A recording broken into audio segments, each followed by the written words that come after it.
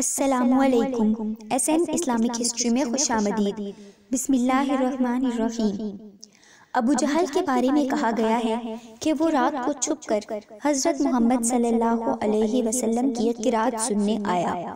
اسی طرح ابو سفیان ابن سہر اور اخنس بن شریک بھی ایک کو دوسرے کی خبر نہ تھی۔ صبح تک تینوں چھپ کر حضرت محمد صلی اللہ علیہ وسلم سے قرآن سنتے رہے۔ دن کا اجالا ہونے لگا تو واپسی میں ایک سنگم پر تینوں کی ملاقات ہو گئی۔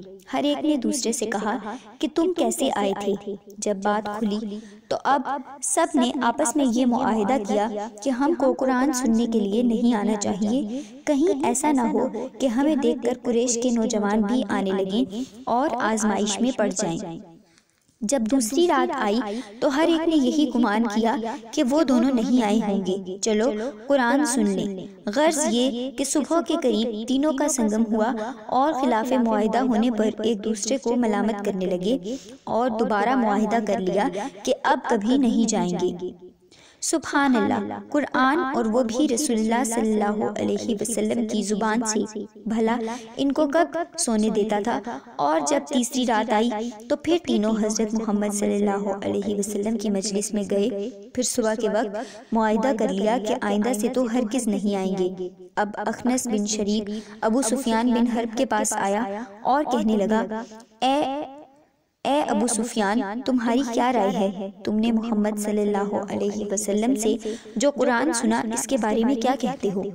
ابو سفیان کہنے لگا، اے ابو اخنس، اللہ کی قسم، میں نے جو باتیں سنی ہیں ان کو خوب پہچانتا ہوں اور اس کا جو مطلب ہے اس کو بھی جانتا ہوں، لیکن بعض ایسی باتیں سنی ہیں جن کا مقصد اور معنی نہ سمجھ سکا۔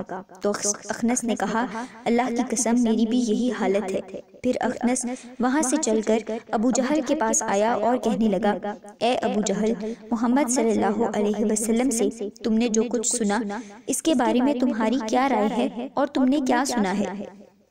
ابو جہل نے کہا، ہم اور بنو عبد مناف مقام شرف کے حاصل کرنے میں ہمیشہ دست و گریباں رہے ہیں۔ انہوں نے دعوتیں کی تو ہم نے بھی کی، انہوں نے خیر و سخاوت کی تو ہم نے بھی کی، حتیٰ کہ ہم تو پاؤں جوڑے بیٹھے رہے اور وہ کہنے لگے کہ ہمارے پاس اللہ کا ایک پیغمبر ہے، اس پر آسمان سے وحی اترتی ہے، تو اب ہم یہ بات کہاں سے لائیں؟ اللہ کی قسم ہم اس پر ایمان نہ لائیں گے اور اس کی پیغمبری کی تصدیق نہیں کریں گے۔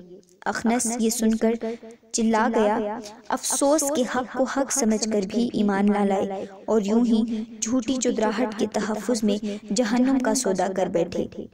اللہ تعالیٰ ہم سب کو قرآن پاک پر عمل کرنے اور اس کی تعلیمات کو سمجھنے کی توفیق عطا فرمائے۔ ناظرین، اگر آپ کو یہ ویڈیو پسند آئی ہو تو ہماری ویڈیو کو لائک کریں اور ہمارے چینل کو سبسکرائب کر دیں۔